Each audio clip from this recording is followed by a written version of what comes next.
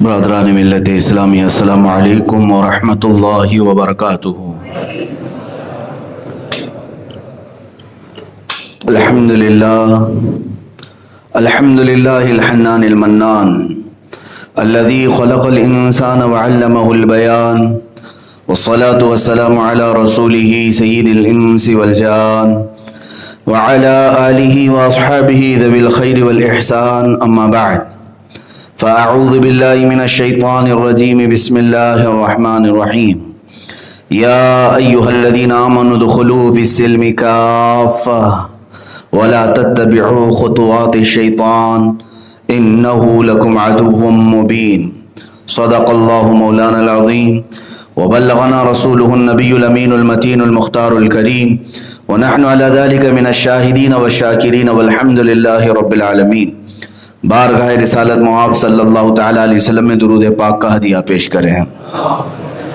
اللہم صلی علی سیدنا و مولانا محمد معدن الجود والکرم وآلہ واصحابہ الکرام وابنہ الکریم وبارک وسلم صلاة دائمة سرمدا ابدا۔ اللہ عز و جل قرآن حکیم میں ارشاد فرماتا ہے، اے ایمان والو، اسلام میں پورے کے پورے داخل ہو جاؤ۔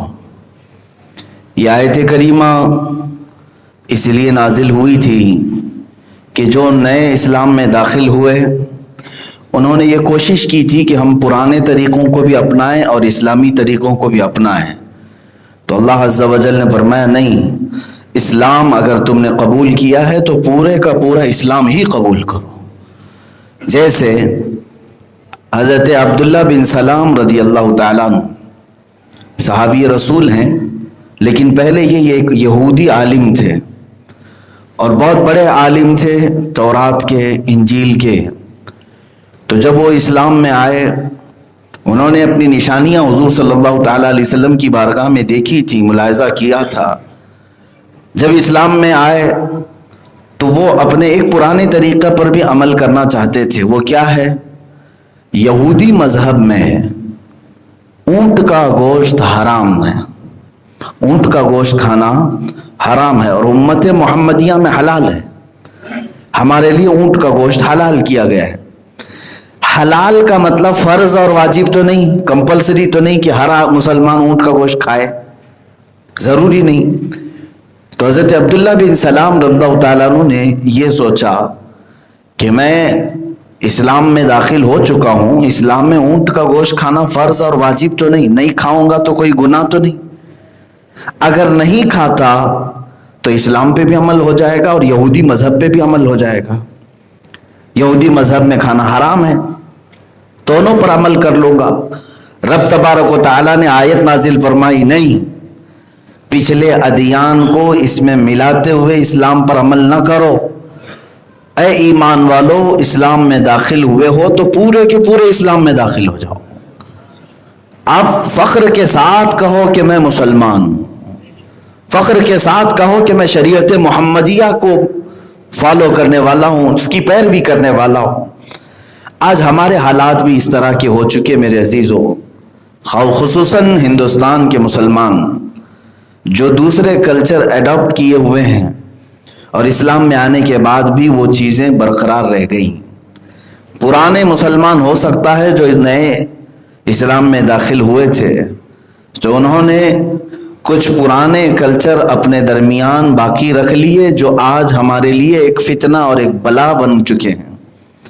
جیسے آج کے اس پرفتن ماحول میں بہت ساری چیزوں کو لے کر کے لوگ کشمکش میں ہیں اور اسلام کے خلاف بحث بازیاں ہوتی رہتی ہیں۔ خصوصاً ان ایام میں دیکھ رہا ہوں کہ اسلام مخالف جتنے پروپیگنڈے ہیں وہ سب آج ٹوٹ پڑے ہیں جہیز کے متعلق۔ ایک خاتون نے اپنا ویڈیو بنا کر خودکشی کر لی ندی میں چھلانگ لگا کر، اور اس کا کارن اور اس کا سبب جہیز کو بتایا گیا، جس کی وجہ سے وہ موت کے ہتھ کنڈے پہ چلی گئی یا سوسائڈ کر لی۔ یہ الگ بات ہے کہ سوسائڈ اور آتم ہتیا، خودکشی، اس کا کیا حکم ہے، اس پر میں بعد میں بات کرتا ہوں۔ لیکن جو ایشو لے کر کے آج سب جگہ بحث بازیاں ہو رہی ہیں کہ جہیز کے نام پر عورت مر گئی، خودکشی کر لی، یہ جہیز کیا ہے؟ دو طریقے کے گفتگو سننے کو ملتی ہے۔ بعض کہہ رہے ہیں کہ جہیز تو سنت ہے، حضور پاک صلی اللہ تعالیٰ علیہ وسلم نے حضرت فاطمہ الزہرا رضی اللہ تعالیٰ عنہا کو دیا تھا اپنی بیٹی کو، تو اس کو پوری طور پر ہم لعنت نہیں کہہ سکتے، جہیز خراب ہے اس طرح سے نہیں کہہ سکتے۔ ایک طبقہ اس طرح کی گفتگو کر رہا ہے، اور دوسرا ایک طبقہ ہے جو یہ کہہ رہے ہیں کہ نہیں، بالکل یہ غلط رسومات میں سے ایک ہے اور جاہلانہ طریقہ ہے، مطالبہ کرنا کسی کے لیے، مانگنا جائز نہیں مسلمان کے لیے۔ تو یہ ڈیبیٹ کے اندر لوگ ہم سے سوال بھی کر رہے ہیں کہ آیا جہیز کا کوئی شرعی حکم ہے یا نہیں؟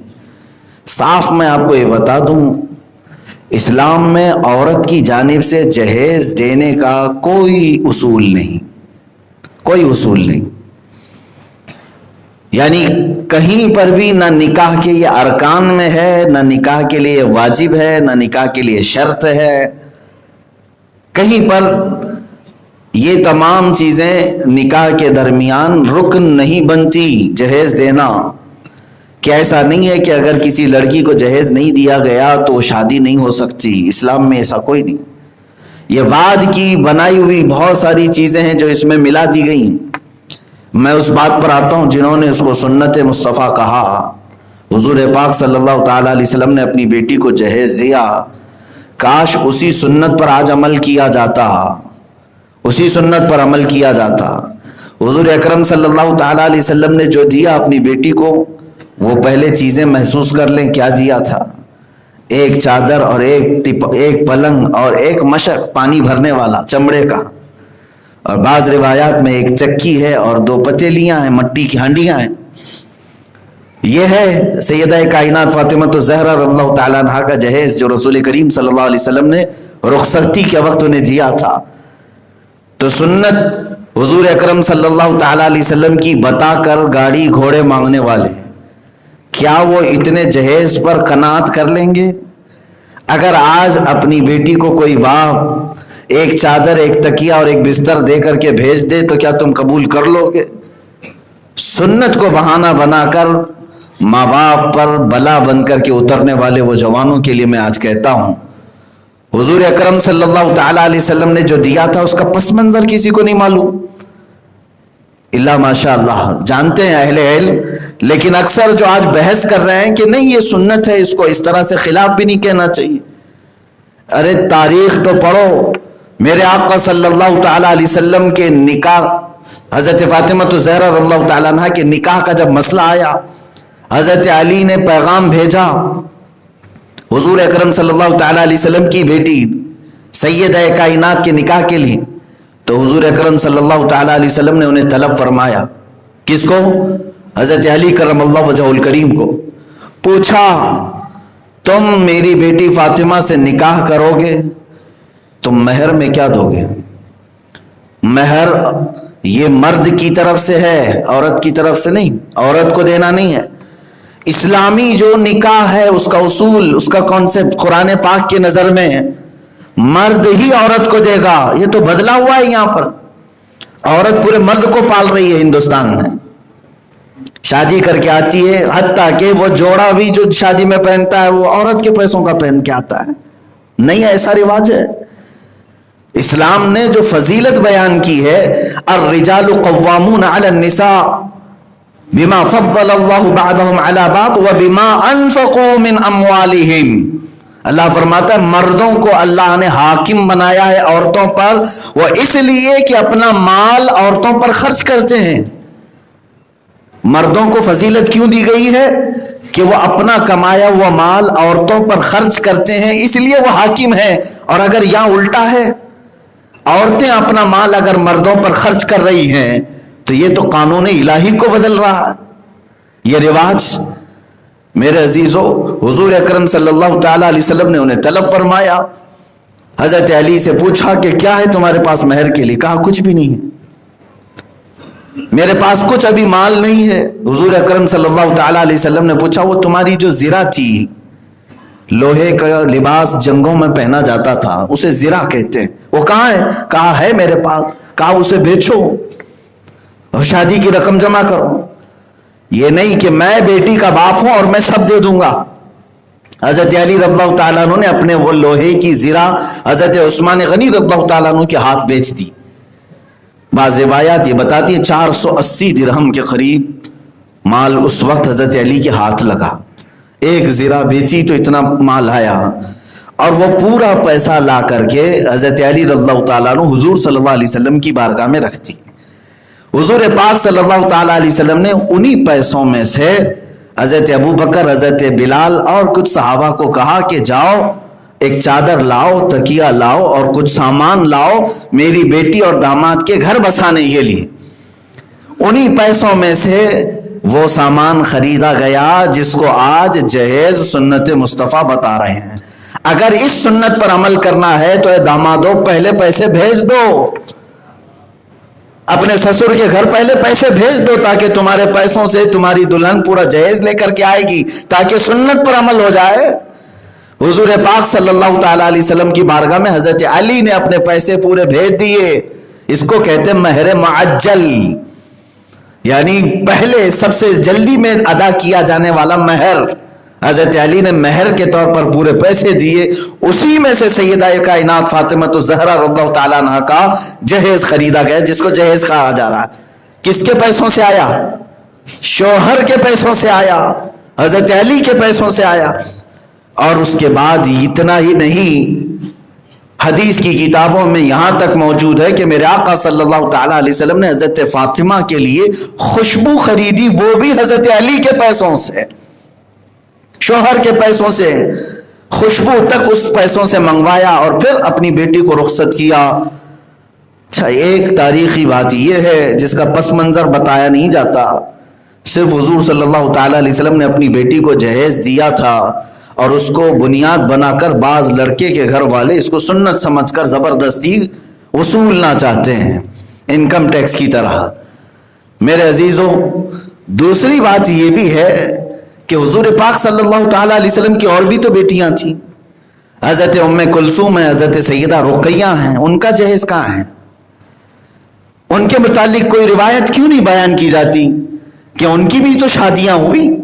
حضرت سیدہ زینب، حضرت ام کلثوم اور حضرت رقیہ رضی اللہ تعالیٰ عنہ دونوں کی شادیاں، انہما دونوں کی شادیاں حضرت عثمان غنی سے ہوئی، لیکن کہیں پر بھی نہیں ملتا کہ حضور اکرم صلی اللہ تعالیٰ علیہ وسلم نے ان بیٹیوں کو رخصت کرنے کے وقت چادر، تکیہ اور پلنگ جیسے حضرت علی کے پیسوں سے دیا تھا ایسے ان کو دیا ہے، ایسا کہیں نہیں ملتا۔ وہ فطرتاً بات یہ تھی کہ حضرت علی حضور صلی اللہ علیہ وسلم کے پروردہ تھے، حضور صلی اللہ تعالیٰ علیہ وسلم نے ہی ان کو اپنے گھر میں پالا تھا۔ وہ اگرچہ ان کے چچا کے بیٹے تھے لیکن بچپن سے میرے آقا نے ان کو پالا تھا۔ ایک طرف اپنا پروردہ بھتیجا بھائی ہے اور دوسری طرف اپنی سگی بیٹی ہے، تو دونوں کے گھر بسانے کے لیے سرپرستی تو رسول پاک ہی فرمائیں گے۔ اتنا ہوا تھا۔ یہ ہے جہیز کے متعلق جو روایات میں لوگ کشمکش میں مبتلا ہیں، میں اس کی وضاحت کرنا چاہتا ہوں۔ عزیزان گرامی، اب آتی ہے بات جو یہاں کے رسم و رواج کو میں کہتا ہوں یہ ہندوانہ رسم و رواج ہیں۔ یہاں پر ہندوستان میں ہندوؤں کے اپنے اصول یہ تھے کہ جب بیٹی کی شادی کر دی جائے تو سارا مال اس کو دے کر رخصت کر دیں، اس لیے کہ بیٹیوں کا باپ کے حصے میں، باپ کی وراثت میں کوئی حصہ نہیں رکھا جاتا۔ بیٹیاں پہلے یہاں پر باپ کی وراثت میں سے کوئی حصہ نہیں پاتی تھیں، اور یہی کہا جاتا تھا کہ ہم نے شادی کر کے تجھے دے دیا، جو مال شادی میں خرچہ کیا وہی سمجھ لے۔ اب باپ کے مرنے کے بعد جو بیٹے موجود ہیں صرف وہی وراثت لیتے تھے۔ یہ ہندوانہ رسم و رواج، اسی کو ایڈاپٹ کیا، اسی کلچر کو بعض مسلمانوں نے اپنے معاشروں میں قبول کیا، اور آج تک بعض جاہل اسی پر عمل کرتے ہیں۔ بہت سارے جاہل ایسے ہیں جو کہتے ہیں ہم نے تو اپنی بہنوں کو نکاح میں سب کچھ دے دیا تھا، اب ہمارے باپ کی جو وراثت ہے وہ صرف ہماری ہے۔ یاد رکھو، اگر ایک پائی بھی تم نے اپنے بہن کا ہڑپ لیا تو یہ قیامت کے دن آگ کا توق بنا کر کے ڈالا جائے گا۔ آگ کا توق ہار بنا کر کے قیامت کے دن ڈالا جائے گا۔ بیٹیوں کا حق ہے ان کے ماں باپ کے مال میں، اگرچہ شادی کر کے گئی ہوں۔ یہی تو اسلام کا عدل و انصاف ہے کہ عورت کمزور مخلوق ہے، اسے اس کے شوہر کی طرف سے بھی اسلام دلاتا ہے اور اس کے باپ کی طرف سے بھی اسلام دلاتا ہے۔ دونوں جانب سے وہ عورت حصہ پائے گی، لیکن حصہ کمتر ہے۔ جیسے بعض مغرب زدہ لوگوں نے ہم سے سوال کیا تھا کہ اسلام میں بیٹی کا کتنا حصہ ہے؟ کہا قرآن پاک میں للذکر مثل حظ الانثیین، مرد کو اگر ایک حصہ دیا جائے گا باپ کے مال میں سے تو عورت کو، بیٹی کو آدھا حصہ دیا جائے گا۔ یا یوں سمجھ لیں باپ نے 30,000 روپے چھوڑے ہیں، ایک بیٹا ہے ایک بیٹی ہے، کتنا دیا جائے گا؟ تو ہم نے کہا 20,000 لڑکے کو، 10,000 لڑکی کو دیا جائے گا، یعنی دگنا لڑکے کو ملے گا، ایک حصہ لڑکی کو ملے گا۔ تو جھٹ سے انہوں نے اعتراض کیا یہ تو اسلام کا ظلم ہے بیٹیوں کے اوپر، بیٹی کمزور ہے، بیٹی کماتی نہیں ہے، باوجود اس کے اسلام نے اس کو آدھا رکھا، بیٹے کو اتنا زیادہ دیا ہے، بیٹا تو کما سکتا ہے۔ تو ایک طرفہ یہ اعتراض ہے۔ میرے عزیزو، اسلام نے ایک رتی برابر بھی کسی پر ظلم نہیں رکھا۔ یہاں اپنے باپ کے ذریعے سے وہ آدھا ضرور پا رہی ہے، لیکن جہاں وہ نکاح کر کے جاتی ہے اپنے شوہر سے بھی اپنا ترکہ ضرور پاتی ہے۔ تو دو جانب سے اسلام نے اس کو وراثت میں حصے دار بنایا ہے، وہ مرد کے برابر ہی مال پاتی ہے۔ اے مسلمانوں، اسلام میں داخل ہو جاؤ، پورے کے پورے جو قوانین میرے آقا صلی اللہ تعالی علیہ وسلم کی شریعت کے ہیں اسی کو اپنا حرز جان سمجھو، وہی ہماری کامیابی کی ضامن ہے۔ باقی دوسروں سے لیا ہوا کلچر تمہارے لیے زیب نہیں دیتا۔ اب رہی بات، اس جہیز کو آج اس طرح سے بنا دیا گیا ہے کہ جیسے لگتا ہے شادی میں یہ فرض اعظم ہے۔ اس کے علاوہ شادی میں کیا چیز فرض ہے، کیا واجب ہے، پوچھو نہ دولہے کو معلوم نہ دلہن کو معلوم۔ نکاح کر رہے ہو، نکاح کے ارکان کیا ہے، نکاح کن چیزوں سے ہوتا ہے اسلام میں، یہ معلوم ہی نہیں ہے۔ ہاں اتنا ضرور معلوم ہے کہ دولہا ایک اعلیٰ قسم کا جوڑا پہنے، دلہن ایک اچھا سا گھونگھٹ پہنے، اور پھر ڈھیر سارا جہیز لے کر کے آئے، یہی شادی ہے۔ یہ شادی اوپری چیزیں بنائی ہوئی ہیں میرے عزیزو۔ ان تمام چیزوں میں حدیث رسول سناتا ہوں۔ اللہ کے نبی صلی اللہ تعالی علیہ وسلم سے پوچھا گیا، اے رسول پاک صلی اللہ علیہ وسلم، سب سے زیادہ برکت کس نکاح میں ہوگی؟ حضور پاک صلی اللہ علیہ وسلم فرماتے ہیں، ان اعظم النکاح برکتا ایسر مؤنتا، سب سے زیادہ اس نکاح میں برکت ہوتی ہے جس میں خرچہ کم کیا جاتا ہے۔ کم خرچے میں جو نکاح ہوا اس نکاح میں اللہ تعالیٰ بہت برکت رکھتا ہے۔ یہاں تک کہ حضور اکرم صلی اللہ علیہ وسلم نے ارشاد فرمایا، نکاح کو آسان بناؤ کہ زنا کرنا مشکل ہو جائے۔ کیا الٹ نہیں دیا آج لوگوں نے؟ زنا کرنا آج آسان ہو گیا ہے اور نکاح کو اتنا بھاری بنا دیا گیا، لڑکا بھی سوچتا ہے، لڑکی بھی سوچتی رہتی ہے، لڑکی کا باپ سوچتا ہے ابھی اتنا مال جمع نہیں ہوا کیسے نکاح کروں، لڑکا یہی سوچتا رہتا ہے کہ اس کو نکاح کر کے لاؤں تو کہاں رکھوں۔ ایک مشہور تابعی سعید ابن مسیب رضی اللہ تعالیٰ عنہ کے متعلق بتاتا ہوں، جن کی بیٹی کا بڑا چرچا تھا، خوبصورت خوب سیرت پرہیزگار بیٹی، بڑے بڑے خاندانوں سے نکاح کا پیغام آیا۔ حضرت سعید ابن مسیب رضی اللہ تعالیٰ عنہ نے اپنی بیٹی کا نکاح نہیں کیا تھا۔ ان کی محفل میں ایک نوجوان آیا کرتا تھا، فجر کی پابندی کرتا تھا، فجر کی نماز کی ہمیشہ پابندی کرتا اور درس میں بیٹھا رہتا، اس کے اخلاق سے آپ بہت خوش تھے۔ اچانک وہ ایک دن غائب ہو گیا، ایک دن نہیں آیا، 2 دن نہیں آیا، 3 دن نہیں آیا۔ تو آپ نے کہا کہ فلاں جو نوجوان آتا تھا پابندی سے کئی مہینوں سے دیکھتا ہوں، وہ کہاں ہے؟ لوگوں نے جا کر کے اس کو اطلاع دی تو وہ آیا۔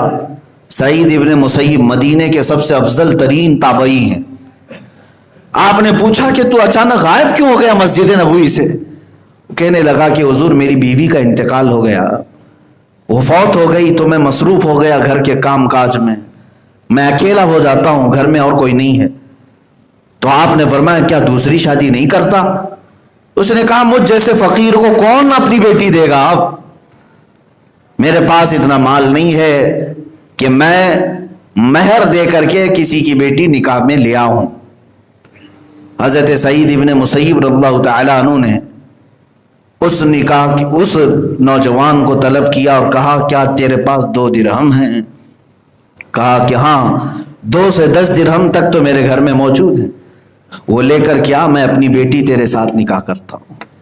وہ مدینہ طیبہ کی مشہور عابدہ زاہدہ جس کے نکاح کے پیغام بڑے بڑے لوگوں کے ہاں سے آتے تھے، حضرت سعید ابن مسیب رضی اللہ تعالیٰ عنہ صرف 2 درہم کے عوض میں اپنی بیٹی اس کو بیاہ دی، ایک فقیر کو۔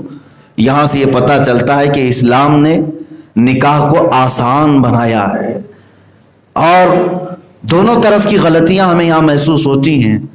جن کی بیٹیاں ہیں وہ رکھے ہوئے ہیں اپنی بیٹیوں کو اور تلاش کر رہے ہیں اچھا بکرا ملے۔ ہاں ظاہر سی بات ہے، تمہاری نیت میں بھی تو کھوٹ ہے، نوکری والا تلاش کرنا ہے، انجینئر مل جانا چاہیے، ڈاکٹر مل جانا چاہیے، حرام حلال کیا کماتا ہے یہ نہیں دیکھا جائے، بڑی جائیداد ہو، پراپرٹی ہو۔ ظاہر سی بات ہے جب تم نے ہرس کیا ہے اپنے داماد کے اندر تو بدلے میں تمہاری بیٹی سے بھی تو وہ ہرس ہی کرے گا۔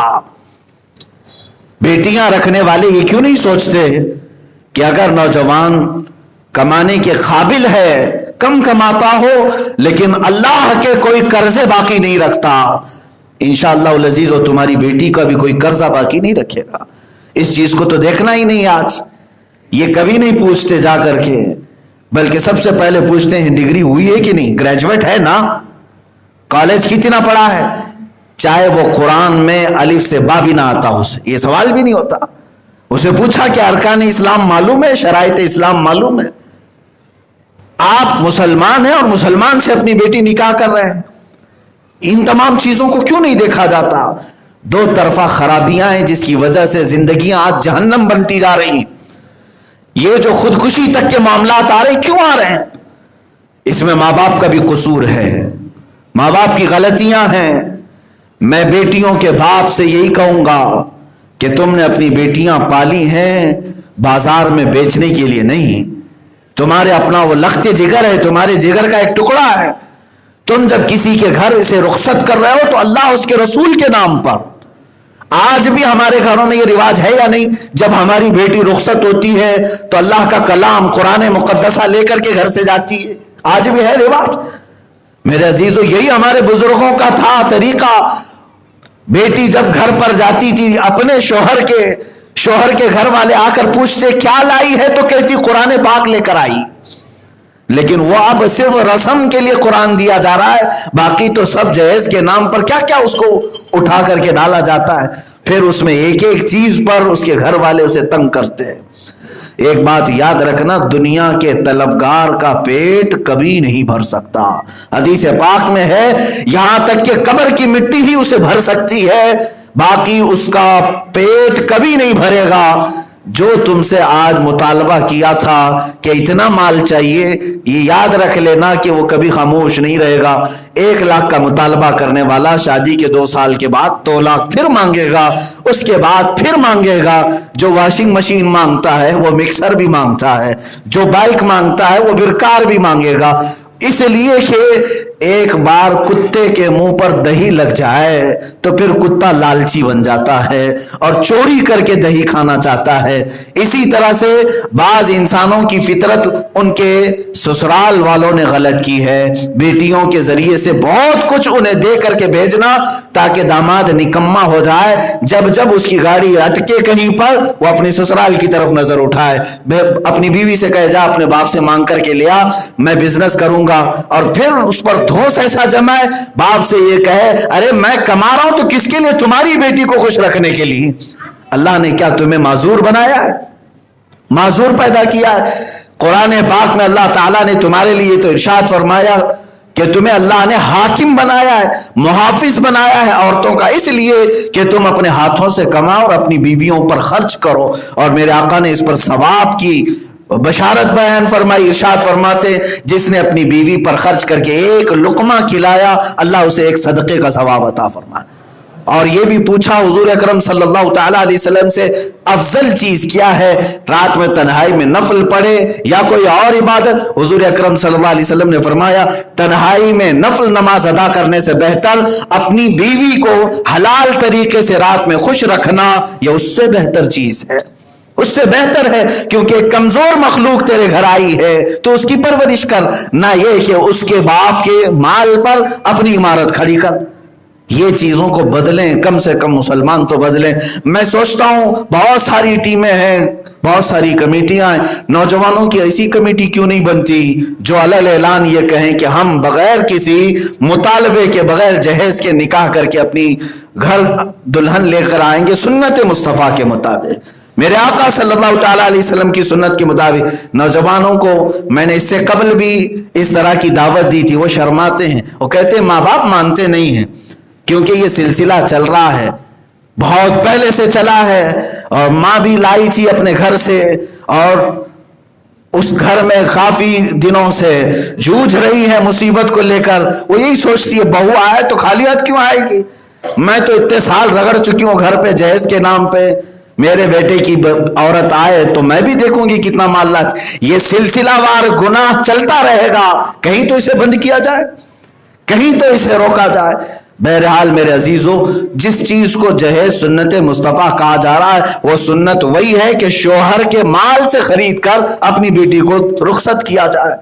اور اللہ قرآن میں فرماتا ہے نکاح کرو اے نوجوانوں، اگر تم فقیر ہو تو اللہ نکاح کی برکت سے تمہیں غنی بنا دے گا۔ فرمایا گیا جس دن دلہن گھر پر آتی ہے اس دن رزق کے 10 نئے دروازے کھولے جاتے ہیں کہ تیرے گھر میں ایک نیا مہمان آیا ہے، اس کے رزق کا بھی اللہ رب العزت انتظام فرماتا ہے۔ تم الگ الگ حرص اور طمع اور لالچ نہ رکھو، اور خاص طور پر ہندوانہ رسم و رواج کے مطابق مسلمانوں میں اگر ایسی چیزیں آتی ہیں تو یہ بہت بڑے گنہگار ہیں۔ اور یاد رکھنا، جہیز کے نام پر ٹارچر کرنا، جہیز کے نام پر اسے مارنا، پیٹنا، جلانا، دفن کرنا، معاذ اللہ رب العالمین، میں اس کو یہی کہوں گا کہ تمہارے اندر ابھی بھی جاہلیت ہے، اسلام کی خوشبو نہیں آئی، جاہلیت ہے۔ یہ تمام چیزیں عورت آئی ہے تم اس پر خرچ کرو، نہ یہ کہ وہ مال تم پر خرچ کرے۔ اب آئے میں عورتوں کو یہ کہوں گا، یہ برے رسم و رواج کی وجہ سے آج اگر کہیں مصیبت میں تم ٹکرا گئی تو کیا اس کا سولوشن خودکشی ہے؟ اگر کوئی شوہر ہراسمنٹ کرتا ہے، ٹارچر کرتا ہے، مارتا ہے، تو کیا اس کا حل خودکشی کر لینا ہے؟ خودکشی کرنا یہ بزدلوں کا کام ہے، ہمت والے بہادر لوگ اس طرح کا کام نہیں کرتے۔ قرآن پاک میں اللہ نے فرمایا وَلَا تُلْقُوا بِأَيْدِيكُمْ إِلَى التَّهْلُكَةِ، تم اپنے آپ کو ہلاکت میں مت ڈالو۔ رسول کریم صلی اللہ تعالیٰ علیہ وسلم سے پوچھا گیا جو اپنے آپ کو مار لے اس کے لیے کیا ہے؟ میرے آقا صلی اللہ علیہ وسلم نے فرمایا وہ ہمیشہ کی دوزخ میں چلا جائے گا، وہ جہنمی ہے، خودکشی کرنے والا جہنم میں چلا جائے گا۔ ایک حدیث پاک میں ہے قیامت کے دن خودکشی کرنے والے لوگ اٹھائے جائیں گے، اور جس آلے سے، جس طریقے سے انہوں نے دنیا میں اپنے آپ کو مارا تھا اسی چیز کے ساتھ وہ قیامت کے دن اٹھائے جائیں گے۔ اگر کسی نے اپنے آپ کو چاقو سے مارا تھا، ہتھیار سے مارا تھا، یہ اسی چاقو اور ہتھیار کے ساتھ اٹھایا جائے گا، اور جتنے 100 سال اسے کھڑا کیا جائے گا اتنے 100 سال تک وہ اس چاقو اور بھالے سے اپنے آپ کو مارتا ہی رہے گا۔ اور حدیث پاک میں جس نے جلا کر کے اپنے آپ کو ہلاک کیا وہ قیامت کے دن اٹھایا جائے گا اور آگ میں جلتا ہی رہے گا، جلتا ہی رہے گا، بند نہیں کی جائے گی، اس پر آگ کو ختم نہیں کیا جائے گا۔ جو زہر پیا اور زہر کی پڑیا کھایا، حدیث پاک میں ہے وہ قیامت کے دن اسی زہر کے ساتھ اٹھایا جائے گا۔ یہ 3 باتیں حدیث میں ہیں، زہر کی پڑیا کے ساتھ وہ کھاتا رہے گا، اس کے جسم کے اعضاء باہر نکلتے رہیں گے، پھر کھائے گا، پھر اعضاء باہر نکلتے رہیں گے، اندر کے پیٹ کی چیزیں نکلتی رہیں گی، پھر اسے تیار کیا جائے گا، وہ اسی عذاب میں مبتلا رہے گا۔ خودکشی کرنے والے کیا سمجھتے ہیں کہ بس اب بہت ہو گیا، اب ہم سکون سے جا کر کے سو جائیں۔ کون سے سکون سے سو گے؟ ادھر تم مرو گے، ادھر عذاب کے فرشتے تمہارے سر پر کھڑے ہیں، فوراً تمہارے اوپر جہنم کے دروازے کھولے جائیں گے۔ خودکشی کا راستہ مسلمانوں کا نہیں ہے، ہرگز نہیں۔ سوسائڈ کرنا یہ کوئی حل نہیں ہے۔ ایک بات یاد رکھے، میں سمجھتا ہوں وہ کمزور مسلمان ہے جو خودکشی کر کے سکون چاہتا ہے۔ اللہ پر یقین رکھنے والا کیا اسے اتنا یقین نہیں کہ ایک دن آئے گا میرا مولا دروازہ کھولے گا، کشادگیاں آئیں گی، اندھیرا کب تک رہے گا، مصیبتیں کب تک رہیں گی؟ میں اکثر یہ کہا کرتا ہوں، ہم ٹرین میں بیٹھ کر کے جب سفر کرتے ہیں تو ٹرین کے راستے میں کبھی ٹنل آ جاتا ہے. ممبئی سے باہر سفر کرنے والوں کو تو اکثر اس کا تجربہ ہوگا. ٹرین جب بھی ممبئی سے باہر نکلتی ہے تو ایک پہاڑ کی سرنگ میں سے جاتی ہے, اور جب پہاڑ کی سرنگ میں ٹرین داخل ہوتی ہے تو کافی اندھیرا, اتنا اندھیرا ہو جاتا ہے کہ گھبراہٹ ہو. لیکن مجھے یہ بتاؤ, ٹرین کے مسافر اس ٹنل سے گزرنے کے وقت سب ٹرین چھوڑ کے اتر جاتے ہیں, وہاں ٹنل میں کودنے لگتے ہیں, سرنگ میں بھاگنے لگتے ہیں؟ نہیں, سب خاموش بیٹھے رہتے ہیں. کیوں؟ اس لیے کہ انہیں معلوم ہے جو ٹرین چلا رہا ہے ڈرائیور, وہ تھوڑی ہی دیر میں ٹنل سے باہر نکالے گا اور یہ اندھیرا اجالوں میں بدل جائے گا. تم اپنی گاڑی کے ڈرائیور پر اتنا یقین رکھتے ہو تو زندگی بھر چلانے والے رب پر کیوں نہیں یقین رکھتے؟ وہ خلاق کائنات, خالق الاسباب, آج اگر تمہیں مصیبتوں سے گزارتا ہے تو تمہارے درجات کو بلند کرنے کے لیے. یہاں تک کہ حدیث پاک میں مومن کو اگر ایک بیماری بھی آئی, یہاں تک کہ ٹھوکر بھی لگی, تو اس کے بدلے میں رب تبارک و تعالیٰ اس کی درجات بلند کرتا ہے اور اس کے گناہوں کا اس کے لیے کفارہ بناتا ہے. عورتیں اگر مصیبت میں آتی ہیں, اپنے شوہروں کے ساتھ کوئی اس طرح کی انہونی ہوتی ہے تو صبر کریں, اس لیے کہ فرمایا گیا جو عورت اپنے مرد کے ظلم پر برداشت کر کے صبر کر لے گئی, وہ قیامت کے دن سیدہ بی بی آسیہ کے ساتھ اٹھائی جائے گی. دنیا کی سب سے پاک باز خواتین میں سے حضرت آسیہ رضی اللہ تعالیٰ عنہا, جو فرعون کی بیوی تھی, زندگی بھر انہیں ظلم دیا, ان کے بالوں کو پکڑ کر کے وہ لٹکا دیتا, ہاتھوں میں کیل ٹھوکتا, پھر بھی وہ اپنے رب ذوالجلال پر ایمان رکھتی تھی, اللہ پر ایمان رکھتی تھی. عورتوں سے یہ گزارش ہے, خودکشی حل نہیں ہے, سوسائڈ حل نہیں ہے, اور مصیبتیں آتی ہیں, ایک نہ ایک دن یہ نکل کر کے واپس پھر خوشحالی کی طرف تمہیں لایا جائے گا. اور اللہ رب العزت مومن کو جو مصیبت دیتا ہے وہ اس کے گناہوں کا کفارہ ہوتا ہے یا درجات کی بلندی ہوتی, دو میں سے ایک ہوگا.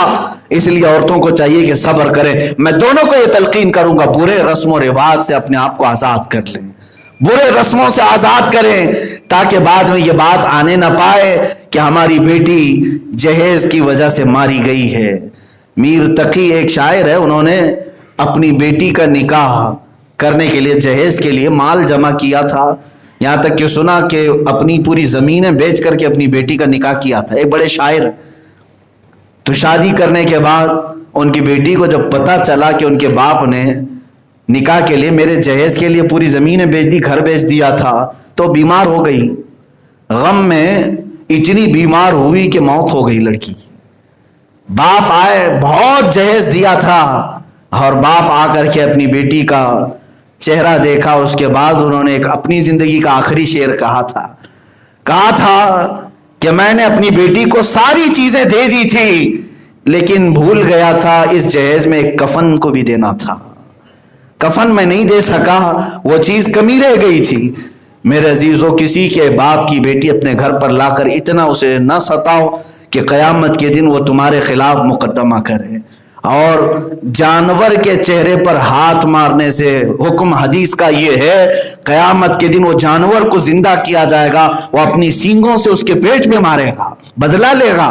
جانور کو مارنے کا حکم یہ ہے. عورت تو اللہ کی مخلوق ہے اور اشرف المخلوقات ہے, تمہارے لیے تمہارے گھر کی برابر کی پارٹنر بن کر آئی. تمہارے اولاد جس کے ذریعے سے تمہاری نسل چل رہی ہے, وہ سب مجمع ہے. تمہاری زندگی کا ایک بہترین وہ ایسی کھیتی ہے جہاں سے نہ جانے کتنی فصلیں نکلنے والی ہیں, تمہاری اولاد کے ذریعے سے, تمہارے گھر کے ذریعے سے. بلکہ اللہ سے ہمیشہ یہی دعا کرو, عورتوں کے لیے اور مردوں کے لیے. یہ دعا میں تلقین کر کے جا رہا ہوں قرآن پاک کی. جن کے گھر اس طرح کے آتش کدے بن گئے ہیں, یعنی ہر وقت غصے اور بھڑکنے والی آگ ہی لگی رہتی ہے دونوں طرف سے, ان کے لیے یہ دعا ہے, ربنا ہب لنا من ازواجنا وذریاتنا قرۃ اعین وجعلنا للمتقین اماما. یہ قرآن پاک کی آیت ہے جس میں اللہ نے خود بندوں کو سکھایا, یوں کہو اے ہمارے رب, ربنا ہب لنا من ازواجنا. عورتیں دعا کریں تو اپنے شوہروں کے لیے آ گیا اس میں, مرد اگر دعا کریں تو اپنی بیویوں کے لیے اس میں بات آ جائے گی، الگ کرنے کی ضرورت نہیں، ایک ہی دعا ہے دونوں کے لیے. ربنا هب لنا من ازواجنا وذریاتنا قرۃ اعین، اے ہمارے رب ہماری بیویوں میں یا ہمارے شوہروں میں اور ہماری اولاد میں ہماری آنکھوں کی ٹھنڈک عطا فرما دے. یہ دعا جس کی قبول ہو گئی انشاءاللہ بیوی شوہر کے لیے راحت ہے اور شوہر بیوی کے لیے راحت ہے اور اولاد اپنے ماں باپ کے لیے راحت ہے. وآخر دعوانا الحمدللہ رب العالمین.